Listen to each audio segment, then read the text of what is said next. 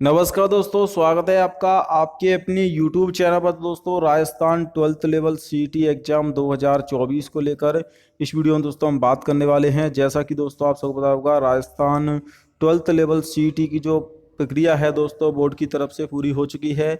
6 shift में paper हो चुका है दोस्तों। काफ़ी सारे स्टूडेंट मेरे को कमेंट कर रहे थे कि सर मेरी OMR शीट में मुझसे गलती हो गई है, रोल नंबर मुझसे गलत भर गया है।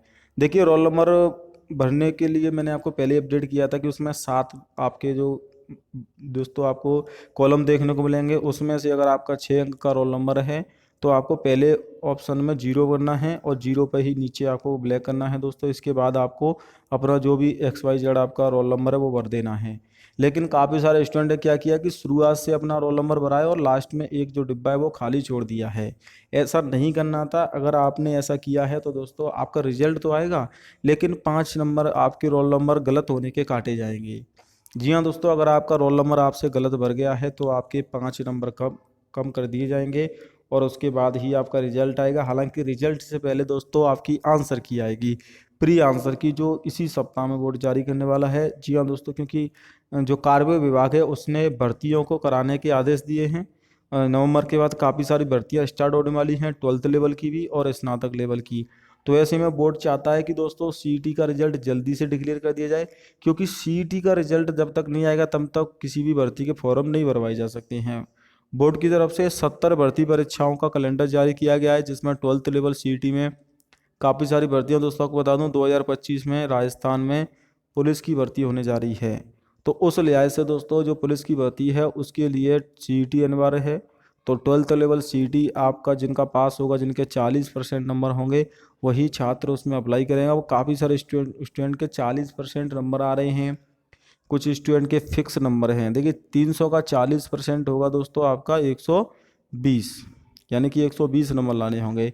ये देखिए 2023 का सीईटी का रिजल्ट है। इसमें अगर आप देखोगे ऑप्टिनेट मार्क यानी कि आपके कितने नंबर आए हैं और आफ्टर नॉर्मलाइजेशन मार्क, इसमें आप अंतर देख सकते हो। यानी कि दोस्तों नॉर्मलाइजेशन से कुछ नंबर कम भी होते हैं, कुछ शिफ्ट में नंबर बढ़ते भी हैं। देखिए अब टोटल जो पेपर हुआ है वो आपका 6 शिफ्ट में हुआ है, तो 6 शिफ्ट में से 3 शिफ्ट में नंबर कम से कम बढ़ेंगे और 3 शिफ्ट में नंबर कम होंगे। ये होता है, कभी कभी 4 शिफ्ट में बढ़ जाते हैं या 4 शिफ्ट में कम हो जाते हैं, लेकिन कम से कम 3 शिफ्ट ऐसी रहेंगी, या तो इनमें नंबर बढ़ेंगे या कम होंगे। बाकी की दोस्तों बोर्ड यहाँ पर एवरेज अंक के आधार पर दोस्तों आपके नॉर्मलाइजेशन से नंबर कम हो जाते हैं। देखिए इस स्टूडेंट के 3 नंबर कम हुई है। अब मान लीजिए आपको 40% नंबर चाहिए।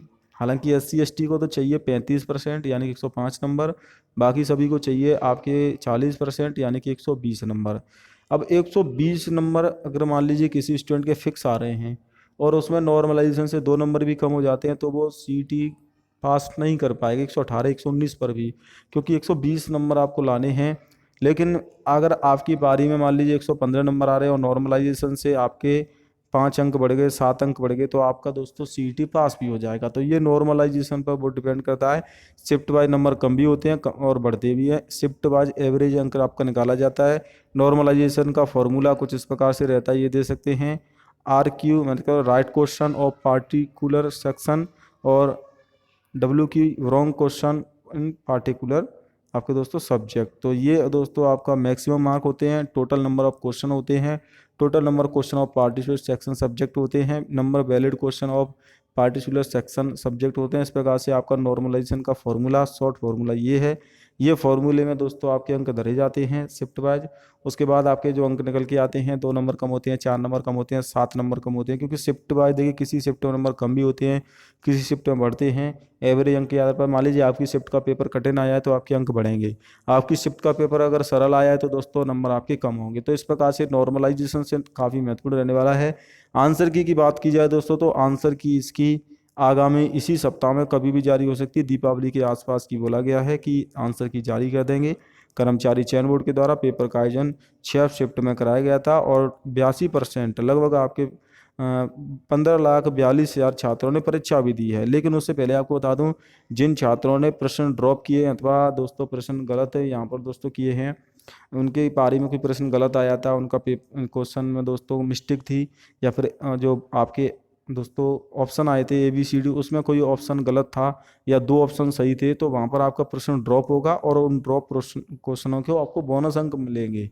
जी हाँ दोस्तों, बोनस अंक दिए जाएंगे, इसकी खुद जानकारी बोर्ड अध्यक्ष ने दी है। राजस्थान कर्मचारी चयन बोर्ड की तरफ से दोस्तों सीटी का जो पेपर है वो दोस्तों यहाँ पर बोर्ड की तरफ से कंडक्ट करवाया गया था और इसमें आपको बोनस अंक दिए जाएंगे। साथ में जिन छात्रों ने फॉर्म भरते समय कोई गलती कर दी थी उनको अंतिम मौका दिया गया है, संशोधन करा सकते हैं। 29 तारीख यानी कि आज से 7 नवंबर तक आप करेक्शन करा सकते हैं। शैक्षणिक योग्यता में केवल एकमात्र संशोधन किया जाएगा दोस्तों। तो अगर आप शैक्षणिक योग्यता में बदलाव करना चाहते हैं वो भी कर सकते हैं ओटीआर के माध्यम से। ओटीआर में एक ही बारी आप संशोधन कर सकते हैं। और बाकी आप कैटेगरी या फिर अन्य किसी वैवाहिक स्थिति में सुधार करना चाहते हैं नाम वगैरह में, तो वो भी कर पाएंगे। उसके लिए आपको 300 रुपये शुल्क देना होगा और तय समय 7 नवंबर तक आप ये सभी बदलाव कर सकते हो। तो आज से लिंक एक्टिवेट हो चुकी है करेक्शन की। पेपर का लेवल तो दोस्तों टफ आया है।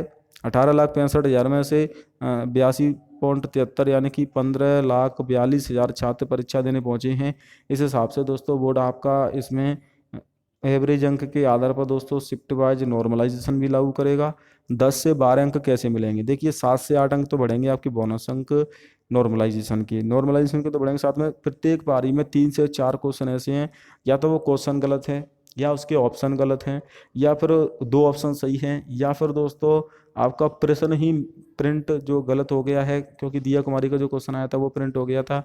एक नृत्य से संबंधित आया था, एक दोस्तों आंकड़ों से संबंधित आया, राजस्थान में कितने प्रतिशत जो भूभाग है तो इससे संबंधित, तो उसमें ऑप्शन में ही सही नहीं था। तो ऐसे मिलाकर प्रत्येक शिफ्ट में 3 से 4 क्वेश्चन आपको मिल जाएंगे। टोटल 6 शिफ्ट हैं तो सभी में 2 से 3%, तो ये 3 से 4 तो 10 अंक आपके मिनिमम बढ़ेंगे और इसका बेनिफिट आपको रिजल्ट में होगा। अभी आंसर की तो दोस्तों बोर्ड अपने हिसाब से जारी करेगा, फिर आपको उसमें 3 दिन के लिए ऑब्जेक्शन के लिए समय दिया जाएगा। आप उसमें ऑब्जेक्शन लगाओगे, ऑब्जेक्शन की जांच होगी, फिर उस ऑब्जेक्शन के आधार पर जो भी प्रश्न डिलीट होगा उसका बोनस अंक दिए जाएंगे। इससे कट ऑफ में बदलाव हो जाता है। अगर बात करें दोस्तों 40% तो नंबर लाने हैं आपके जनरल कैटेगरी वालों को, ओबीसी वालों को, ईडब्ल्यूएस वालों को, एमबीसी वालों को और एससी और एसटी कैटेगरी वालों को दोस्तों नंबर लाने हैं 35%। 300 का 35% और 40% आपको पता ही होगा 120 से 105। तो इस प्रकार से दोस्तों 12th लेवल सीटी का रिजल्ट आने वाला है। और साथ में दोस्तों आपको 9,000 पदों पर आपको बता दूं पुलिस की भर्ती आने वाली है। तो दोस्तों ये बड़ी भर्ती है, इसके लिए आप तैयारी करें 12th लेवल की। और एक एलडीसी की भर्ती भी आएगी 12th लेवल की, और रोडवेज की भर्ती भी आने वाली है। हालांकि रोडवेज की भर्ती में सीईटी लागू नहीं रहेगा, रोडवेज की भर्ती 10वीं पास भर्ती है। तो रोडवेज में कंडक्टर चालक की भर्ती है। तो उन सभी भर्तियों के लिए आप अप्लाई कर सकते हो दोस्तों। राजस्थान 12th लेवल सीईटी के लिए चैनल को सब्सक्राइब कर लेना। कोई भी डाउट है तो मुझे कमेंट कर सकते हैं। रिजल्ट कब आएगा, रिजल्ट आएगा आपका दिसंबर के महीने में। जी हाँ दोस्तों, दिसंबर तक का वेट करना होगा। जनवरी से भर्तियों की शुरुआत की जाएगी, नई भर्तियों की जो भी वैकेंसी आने वाली है उन सब के लिए तैयारी करें सीईटी के बाद। और कोई भी डाउट है तो मुझे कमेंट करके पूछ सकते हैं। साथ में आपकी पारी में कोई प्रश्न पर आपको डाउट है तो वो प्रश्न मुझे कमेंट कर देना। मैं जल्द ही सभी प्रश्नों की एक वीडियो बनाने वाला हूं जिसमें कि उन सभी प्रश्नों को कवर करेंगे। जो भी प्रश्न गलत हैं जिस पर आप ऑब्जेक्शन लगा सकते हैं, क्योंकि आंसर की आने के बाद मात्र 3 दिन का समय मिलेगा। तो जो भी प्रश्न आपकी पारी में आपको गलत लगता है, उस पर डाउट है, कमेंट करके जरूर बताना मुझे। जय हिंद, वंदे मातरम।